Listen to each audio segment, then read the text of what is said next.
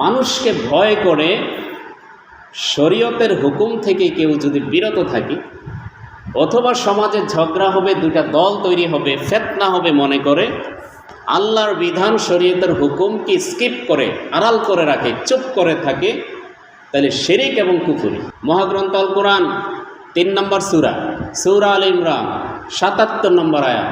বলেন এটা কি কোরআনের আয়াত না হাদিস? মাশাআল্লাহ, আপনারা তো বুঝছেন। আল্লাহ বলছেন, কুনতুম খায়রা উম্মাতিন উখরিজাত লিন-নাস তা'মুরুনা বিল মা'রুফ ওয়া তানহাউনা আনিল মুনকার। এই তোমরা শ্রেষ্ঠ জাতি। ঘোষণা কার? আল্লাহ।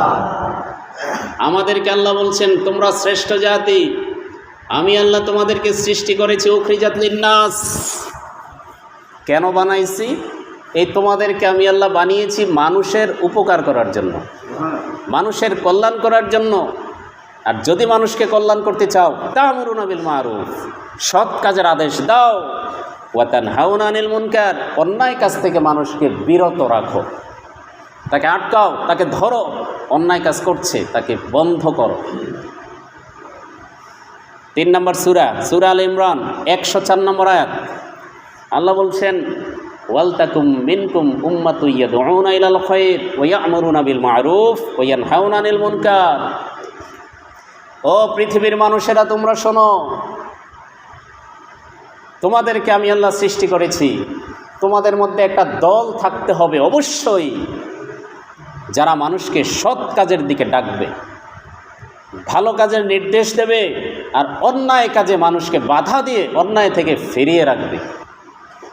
12 নং সূরা, সূরা ইউসুফ 108 নম্বর আয়াত। জরুরি পয়েন্টে আমরা চলে আসছি। আল্লাহ বলছেন, হে ইউসুফ আলাইহিস সালাতু ওয়াস সালাম, কুল হাযিহি সাবিলি, হে ইউসুফ নবী, আপনি মানুষকে বলে দেন আল্লাহর দিকে ডাকা এটা হচ্ছে আমি ইউসুফের একমাত্র রাস্তা। সুবহানাল্লাহ। আল্লাহর দিকে ডাকা আমি ইউসুফ নবীর পথ, এটাই আমার রাস্তা, এটাই আমার দায়িত্ব, আল্লাহ আমাকে দিয়েছেন। আদউ ইলাল্লাহি আলা বাসীরাতিন আনা ওয়া মিন ইতবা'নি ওয়া সুবহানাল্লাহি ওয়া মা আনা মিনাল মুশরিকিন। আমি এবং আমার অনুসারীরা আল্লাহর দিকে মানুষকে বুঝে শুনেই দাওয়াত দেই। আল্লাহ পবিত্র, আর আমি অবশ্যই ইউসুফ নবী মুশরিকদের অন্তর্ভুক্ত নই। তার মানে হে পৃথিবীর বর্তমান জামানার মানুষেরা, মানুষকে আল্লাহর দিকে ডাকা এটাই তোমাদের একমাত্র পথ, ঠিক কিনা বলেন? হ্যাঁ। এরপরে 5 নম্বর সূরা, সূরা মায়েদা 66 নম্বর আয়াত। আল্লাহ বলছেন, দেখেন আমাদের নবীকে উদ্দেশ্য করে আল্লাহ কি বলছেন, ইয়া আইয়ুহার রাসূল বাল্লিগ মা উনজিলা ইলাইকা মির রাব্বিক ওয়া ইল্লাম তাফআল ফামা বাল্লাগতা রিসালাতাহ। হে রাসূল, তোমার রবের পক্ষ থেকে তোমার প্রতি যা কিছু আমি আল্লাহ নাজিল করেছি সব কিছু মানুষের নিকটে তুমি পৌঁছে দাও। যদি তুমি দাওয়াতি কাজ না করো তবে তুমি রিসালাতের দায়িত্ব পালন করো নাই, এটার জন্য তোমাকে আমি আল্লাহর কাছে জবাব দিতে হবে। তোমার প্রতি যে সমস্ত বিধান নাজিল করেছি সব কিছু মানুষের কাছে বর্ণনা করো, বলে দাও, দাওয়াতি কাজ করো। যদি তুমি গ্যাপ করো, অলসতা করো, পৌঁছে না দাও, ফামা বাল্লাগতা রিসালাতাহ, অবশ্যই তুমি তোমার দায়িত্ব পালন করো নাই। 14 নম্বর সূরা, সূরা ইব্রাহিম 5 নম্বর আয়াত। আল্লাহ বলছেন, ওয়ালাকাদ আরসালনা মূসা বিআয়াতিনা, আমি মূসা আলাইহিস সালাতু ওয়াস সালামকে আমার নিদর্শন সহ পাঠিয়ে নির্দেশ দিয়েছি, তুমি তোমার জাতির লোকদের অন্ধকার থেকে বের করে আলোর দিকে নিয়ে আসো। তাইলে এই দায়িত্ব কি শুধু মূসা নবীর নাকি আমাদেরও? আমাদের জাতির লোকদেরকে আল্লাহ বলছেন, মূসা তোমার জাতির লোকেরা অন্ধকারে নিমজ্জিত, কুসংস্কারে নিমজ্জিত, শিরকের মধ্যে নিমজ্জিত আছে। এই অন্ধকার থেকে মূসা তোমাকে আমি আল্লাহ নির্দেশ দিচ্ছি, জাতির লোকদেরকে তুমি দাওয়াতি কাজ করে আলোর দিকে নিয়ে আসো, হেদায়েতের দিকে নিয়ে আসো, কোরআনের দিকে নিয়ে আসো, জান্নাতের রাস্তায় নিয়ে আসো। তাহলে বলেন এই দায়িত্ব কি শুধু মূসা নবী পর্যন্তই শেষ, না আমাদের উপরেও দায়িত্ব আছে? আমি খতিবদেরকে তো বলি সব জায়গায় যে আপনি সুদের বিরুদ্ধে কথা বলেন না, কারণ আপনার মসজিদের অর্থ সম্পাদক সুদ খায়। আপনি ঘোষের বিরুদ্ধে কথা বলেন না, কারণ আপনার মসজিদের সভাপতি ঘোষের সাথে জড়িত। কারণ আপনি এগুলো বললে আপনার চাকরি চলে যাবে, এই চিন্তা করে খতিব সাহেবেরা, ইমাম সাহেবেরা অনেক আলোচনা স্কিপ করে যায়, জানে কিন্তু বলে না। তার মানে তারা অধিকাংশ ইমাম এবং খতিব, মসজিদ কমিটির লোক যারা আছে, এদের পিছনে পিছনে ঘুরে, এদের খুব তারিফ করে। ইমাম সাহেব কমিটির লোকের প্রশংসা করে, কমিটির লোকের জন্য বেশি বেশি দোয়া করে, কারণ এটা হচ্ছে তাদেরকে মূলত বাতাস দেওয়া, তেল মর্দন করা। কমিটির লোকদেরকে খুশি রেখে তার ইমামতিকে টিকানোর জন্য সে কাজগুলো করে। অনেক জায়গায় আছে। রিজিকের মালিক একমাত্র আল্লাহ। আপনার সভাপতি, মসজিদ কমিটির সেক্রেটারি কোনো ইমামের রিজিকের মালিক নয়। পৃথিবীতে একমাত্র প্রাণী মানুষ যারা খাবার সংরক্ষণ করে ফ্রিজের ভিতরে। মানুষ ছাড়া পৃথিবীতে আর কোনো প্রাণী নেই যারা খাদ্য ফ্রিজের ভিতরে সংরক্ষণ করে, আছে নাকি? পৃথিবীতে একমাত্র প্রাণী মানুষ যারা ভবিষ্যতের কথা চিন্তা করে ব্যাংকে অ্যাকাউন্ট করে টাকা পয়সা রিজার্ভ করে রাখে। মানুষ ছাড়া আর কোনো প্রাণী ব্যাংকে অ্যাকাউন্ট করে না। পৃথিবীর সব প্রাণীরা 100% আল্লাহর উপর তাওয়াক্কুল করে, কিন্তু মানুষ মনে করে কালকে কি খাবো, 6 মাস পরে কি খাবো। কিন্তু রিজিকের মালিক একজন, তিনি কে? আল্লাহ। এই 100% বিশ্বাস মুখে বলি ঠিক, অন্তরে আসলেই আমাদের নাই। একটা পাখি বাসা থেকে সকালে ফজরের সময় বের হয়ে যায় কিচিরমিচির করতে করতে ক্ষুধার্ত অবস্থায়। বিকেলে যখন পাখিটা বাসায় ফিরে, সে কি তখন ক্ষুধার্ত থাকে না ভরা পেটে আসে? বাচ্চাদের জন্য সে খাবার নিয়ে আসে, কিন্তু খাবার এনে সে কিন্তু কিছু খাবার আলাদা করে রেখে দেয় না। কালকে কি খাবো এই চিন্তা পাখি করে না, কারণ পাখি জানে আমাকে সৃষ্টি করেছেন যিনি, খাদ্য আমাকে দিবেন তিনি। অথচ আল্লাহ বলছেন একমাত্র আমি আল্লাহ ছাড়া পৃথিবীর আর কাউকে ভয় করা হারাম। ঘোষণাকার 5 নম্বর সূরা, সূরা আল মায়েদা 44 নম্বর আয়াত, ফালা তাকশাউন নাস ওয়াকশাউনি। আল্লাহ বলছেন শোনো পৃথিবীর মানুষ, মানুষ তোমাদেরকে ক্ষতি করবে এই ভয় তোমরা করিও না। ভয় যদি করতেই হয় একমাত্র আমি আল্লাহকেই তোমরা ভয় করতে হবে। সুবহানাল্লাহ। 4 নম্বর সূরা, সূরা নিসা 77 নম্বর আয়াত, আল্লাহ বলছেন ফালাম্মা কুতিবা আলাইহিমুল কিতাল ইযা ফারিকুম মিনহুম ইয়াখশাউনান নাস কা খাশিয়াতিল্লাহ আও আশাদ্দা খাশিয়া। যখন তাদের উপরে যাকাত ফরজ হয়, একদল যখন মানুষকে ভয় করতে লাগলো, আল্লাহকে ভয় করার মতো এমনকি এর চেয়ে অধিক ভয় মানুষের উপরে যখন যাকাত ফরজ হয় মুসলমানদের উপরে, আল্লাহ এই আয়াতে বলছেন যাকাত ফরজ হওয়ার পরে যাকাত আদায় করতে হবে। তখন জাকাতদাতারা তাদের রাজা বাদশাদেরকে ভয় করতে লাগলো যে বাদশারা, রাজারা এসে তো আমাদের যাকাত নিয়ে যাবে। আল্লাহ বলছেন তারা মানুষকে এমন ভয় করতে লাগলো, আল্লাহকে যেভাবে ভয় করা দরকার এর চেয়ে বেশি ভয় তারা করতে লাগলো মানুষকে। তাইলে ভয় করার সবচেয়ে বেশি ভয় করতে হবে কাকে? আল্লাহ। এবার আসেন আমরা হাদিসে চলে যাই। ইবনে মাজাহ শরীফ 2য় খণ্ড, হাদিস নাম্বার 1328। রাসূল সাল্লাল্লাহু আলাইহি ওয়াসাল্লাম বলেছেন, হাসরের মাঠে আল্লাহ বান্দাকে প্রশ্ন করবেন, ওয়ামা মানাআকা ইযা রাআইতাল মুনকার। সমাজে অন্যায় কাজ দেখার পরে তা পরিবর্তন করতে তোমাকে কে বাধা দিয়েছিল? আপনাদের মনোযোগ আছে না নাই? আল্লাহ বলবেন, হাদিসে কুদসি রাসূল বলেছেন, হাসরের ময়দানে আল্লাহ প্রশ্ন করবেন, আব্দুল্লাহ দাঁড়াও, তোমার সমাজে তুমি দেখেছো অন্যায় কাজ দেখার পরে সেই অন্যায়কে পরিবর্তন করো নাই, পরিবর্তন করতে তোমাকে কে বাধা দিয়েছে? তুমি কেন অন্যায়ের বিরুদ্ধে কথা বলো নাই? বান্দা বলবে, হে আল্লাহ, ফায়াকুলুল্লাহ আজ্জা ওয়াজাল কুনতু আহাক্কু আন তাখশি।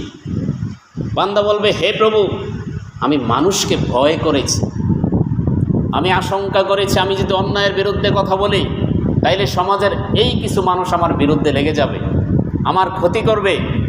মানুষকে ভয় পাওয়ার কারণেই আমি অন্যায়ের বিরুদ্ধে কথা বলার সাহস করি নাই। আল্লাহ বলবেন আজকের এই দিনে এই কথা বলে পার পাওয়ার কোনো সুযোগ নাই। তখন আল্লাহ বলবেন ফায়াকুলু আল্লাহ আজ্জা ওয়া জাল কুনতু আহাক্কু আন তাকশি, তুমি মানুষকে কেন ভয় পেয়েছো? ভয় যদি পেতে হয় একমাত্র আমি আল্লাহকেই তোমাকে ভয় পাওয়া দরকার ছিল, ঠিক কিনা বলে? কঠিন এক হাদিস, বিশ্বনবী মুহাম্মদ সাল্লাল্লাহু আলাইহি ওয়াসাল্লাম বলেন, সমাজের মধ্যে যদি কোনো অন্যায় কাজ দেখো, দেখার পরেও তোমার সামর্থ্য থাকার পরেও যদি তুমি চুপ থাকো, আল্লাহ নবী বলেছেন তুমি মানুষ নও, ফাহুয়া শয়তানুন আখরাস। আল্লাহ রাসূল বলেছেন, আপনারা নাউজুবিল্লাহ বলবেন সাথে সাথে, রাসূল বলেছেন যে ব্যক্তি অন্যায় দেখার পরেও জবান খুলে বাধা দেয় না সে বোবা শয়তান। নাউজুবিল্লাহ পড়েন, বোবা শয়তান। সম্মানিত উপস্থিতি, শয়তানকে আল্লাহ পাক রব্বুল আলামিন আজীবনের জন্য অভিশপ্ত করেছেন এবং নিশ্চিত তার জায়গা হচ্ছে জান্নাত না জাহান্নাম। অতএব যারা অন্যায় দেখার পরে সামর্থ্য আছে কিন্তু কথা বলে না, কথা বলবে না, ফাহুয়া শয়তানুন আখরাস, এরা হচ্ছে বোবা শয়তান। এখন একটু এক বাক্যে বলেন, শয়তান কি জান্নাতে যাবে না জাহান্নামে যাবে? এখন যারা অন্যায়ের প্রতিবাদ না করে রাসূলের এই কথা অনুযায়ী বোবা শয়তান হয়ে যাবে, ওরা কোথায় যাবে? আকিমুস সালাহ, তোমরা সালাত কায়েম করো, নামাজ আদায় করো। আল্লাহর এই নির্দেশের সাথে সাথে নামাজ আদায় করা আমাদের জন্য নফল নাকি ফরজ? আল্লাহ বলেছেন ওয়াতুজ যাকাত, যাদের সামর্থ্য আছে যাকাত ফরজ হবে, তোমাদের জন্য যাকাত আদায় করা ফরজ। আল্লাহ বলেছেন মাহে রমজানে কুতিবা আলাইকুমুস সিয়াম, রমজান যখন আসবে 29 দিন 30 দিন 1 মাস রোজা রাখা তোমাদের জন্য আমি আল্লাহ সুন্নত করে দিয়েছি না ফরজ করে দিয়েছি? তো সেই আল্লাহই তো বারবার বলতেছেন যে অন্যায় দেখলেই বাধা দাও, অন্যায় দেখলে প্রতিবাদ করো, অন্যায় দেখলে পরিবর্তন করো। তাহলে আল্লাহর কথায় যদি নামাজ ফরজ হতে পারে, আল্লাহর কথায় যদি পর্দা ফরজ হতে পারে, আল্লাহর কথায় যদি রোজা ফরজ হতে পারে, আল্লাহর কথায় অন্যায় কাজ বাধা দেয়া এটা কি নফল হবে নাকি ফরজ হবে? এই লাইনে তো আমরা নাই। এই জন্যই তো রাসূল বলেছেন তোমরা বলতেছো না তো, এটার জন্য ধরা খাবে। কোথায় ধরা খাবে? হাসরের ময়দানে ধরা খাবে। আল্লাহর কোরআনের আইন বাদ দিয়ে মানুষের আইন মেনে নেয়া, মানুষকে আইন তৈরি করার অধিকারী মনে করা, মন গড়া আইন তৈরি করা এবং মেনে নেয়া, এক হচ্ছে কুফরি, 2 নাম্বার হচ্ছে আল্লাহর সাথে শিরিক। সম্মানিত উপস্থিতি, একটু আওয়াজ দেন, তামাম পৃথিবী তৈরি করেছেন কে? আল্লাহ।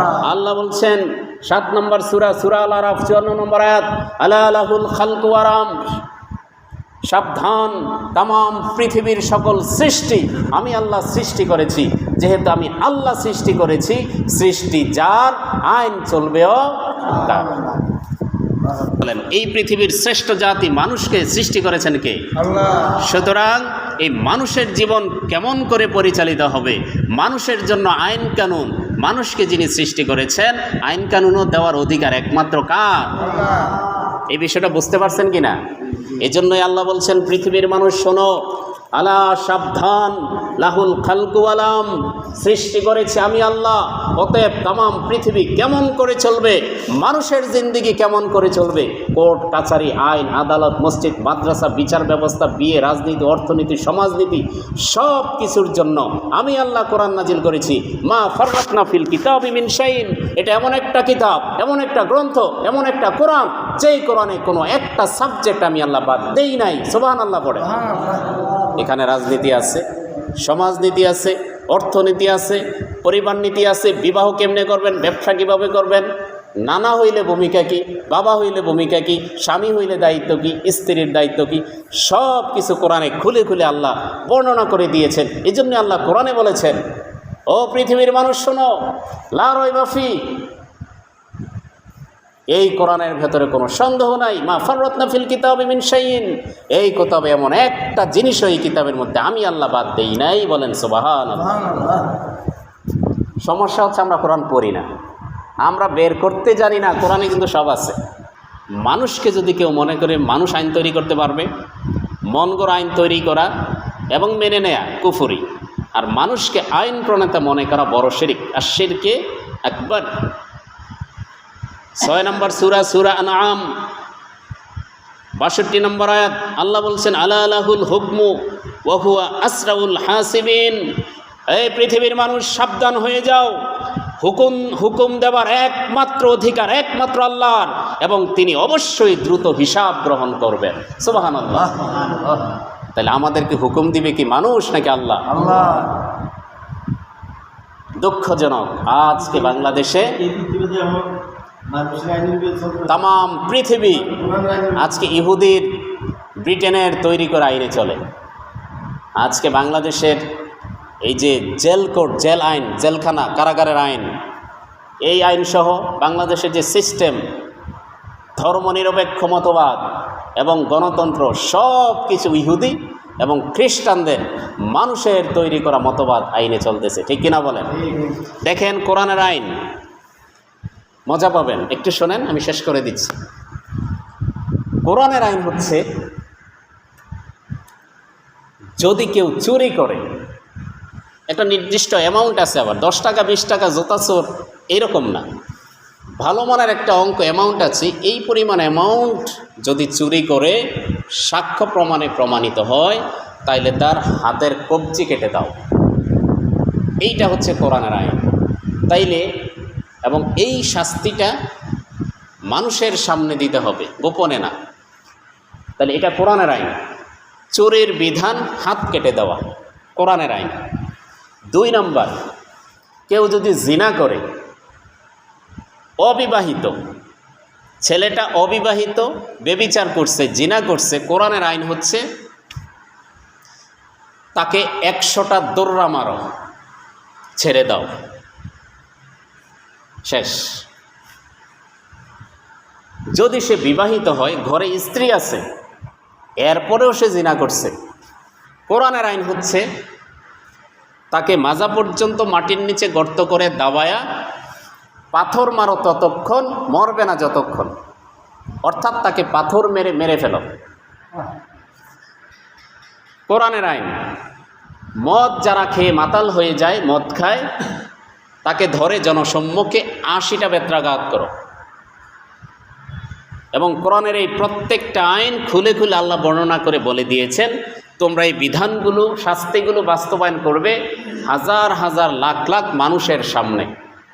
বলেন, একজন ধর্ষককে ধরে যদি গর্ত করে মাজা পর্যন্ত তাকে দাবায়া পাথর মেরে লক্ষ লক্ষ মানুষের সামনে হত্যা করা হয়, ফেসবুকে সরাসরি দেয়া হয়, টেলিভিশনে দেখানো হয়, যত মানুষ দেখবে প্রত্যেকটা মানুষই আনন্দ পাবে নাকি ভয় পাবে? চোরের যদি হাজার হাজার মানুষের সামনে চোর ধরে তার হাতটা কেটে দেওয়া হয়, কিয়ামত পর্যন্ত প্রমাণ তার হাত নাই, মানে সে চুরি করছে।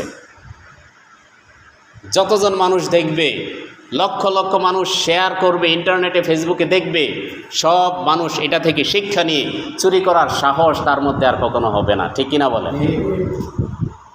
তাহলে একজন চোরের হাত যাওয়ার বিনিময়ে লক্ষ লক্ষ চোর ভালো হয়ে যাবে। কোরআনের এই আইন ভালো নাকি ব্রিটিশদের তৈরি করা আইন? চোর ধইরা জেলে দেয়, জেলে যাওয়ার পরে ওই মার্ডারের আসামিদের সাথে থাকে, থাইকা ওখানে এদের ডিসকাস হয়, কিরে তুই কি লেগে আইসস? আমি চুরি করে আসছি। তোর বেড়া, তুই চুরি করে আসছস, আমি তো বেটা 8টা মার্ডার করে আসছি। মানে সে ওখানে ক্রেডিট নেই। আমি তো জেলখানায় ছিলাম, আমি খুনিদের সাথেও কথাবার্তা বলে আসছি, বিডিআরের ভাইদের সাথে কথাবার্তা বলে আসছি। 3 মাস 4 দিন ছিলাম। মাত্র 4 দিন আগে বের হইতে পারলেই আমি মিশর চলে যেতে পারতাম, কিন্তু এটা পরিকল্পিতভাবে আমাকে আটকাইছে তারা। আমার কাগজপত্র নিয়ে গেছে যাতে জামিন করতে না পারি। যাই হোক, এটা আমার রিজিকে ছিল না। তো এই চোরেরা যায় জেলখানায়, চোর হইয়া বের হয়, তারা ডাকাত হয়ে খুন করার সাহস নিয়ে তারা বের হয়ে, এই চোরেরা কখনো জেলখানায় গিয়ে ভালো হয় না। ব্রিটিশদের তৈরি করা আইনে অপরাধী কখনো ভালো হয় না, বরং ছোট অপরাধী পরবর্তীতে আরও বড় অপরাধ সন্ত্রাসে পরিণত হয়। ঠিক কিনা বলে? সম্মানিত উপস্থিতি, তাহলে আল্লাহ আমাদেরকে যে বিধান দিয়েছেন, আল্লাহ বলছেন সাবধান হয়ে যাও, মানুষের তৈরি করা আইন চলবে না, হুকুম দেওয়ার একমাত্র মালিক আমি আল্লাহ। সৃষ্টি করেছেন যিনি, হুকুম দিবেন তিনি দ্রুত হিসাব গ্রহণ করবেন। এরপরে আল্লাহ বলছেন 22 নম্বর সূরা ইউসুফ, ইনিল হুকম ইল্লা লিল্লাহি আমারা আল্লাহ তা'বুদু ইল্লা ইয়্যাহ যালিকা দ্বীনুল কাইয়্যিম। হুকুম হবে একমাত্র আল্লাহর। বলেন, হুকুম হবে একমাত্র কার? তিনি আদেশ করছেন একমাত্র তার ইবাদত করো। এটাই তোমাদের জন্য স্পষ্ট, সুদৃঢ়, কল্যাণকর জীবন পদ্ধতি। 5 নম্বর সূরা মায়দা 48 নম্বর আয়াত, ফাহকুম বাইনাহুম বিমা আনজালাল্লাহ। হে মুহাম্মদ সাল্লাল্লাহু আলাইহি সাল্লাম, আল্লাহর দেয়া বিধান অনুযায়ী মানুষের মধ্যে আপনি বিচার এবং ফায়সালা করেন। তাহলে আল্লাহর রাসূলকে কি বললেন? হে আমার নবী, শোনেন, আপনি সমাজের বিচার ফায়সালা করেন। খবরদার মানুষের তৈরি করা আইন দিয়ে, মতবাদ দিয়ে, আপনাদের নিজের বুদ্ধি দিয়ে বিচার করবেন না, বরং বিচার করবেন আল্লাহর দেয়া কোরআনের জীবন বিধান এবং কোরআনের রুলস, কোরআনের আইন দিয়ে বিচার ফায়সালা করেন। এর নির্দেশ আল্লাহ দিয়েছেন আমাদের নবীকে। তা আল্লাহর দেওয়া বিধান অনুযায়ী বিচার করা সুন্নত নাকি ফরজ? একজন মানুষ জন্মের পর থেকে একদম মৃত্যু পর্যন্ত, দোলনা থেকে কবর পর্যন্ত কিভাবে তার জীবনটা পরিচালনা করবে, একদম রান্নাঘর থেকে শুরু করে সংসদ ভবন পর্যন্ত কেমন করে মানুষের জিন্দেগি চলবে, এই সব কিছু ইসলামের ভেতরে আছে বলেই আল্লাহ বলছেন আল ইয়াউমা আকমালতু লাকুম দীনাকুম, আজ আমি ইসলাম তোমাদের জন্য পরিপূর্ণ করে দিলাম। সুবহানাল্লাহ।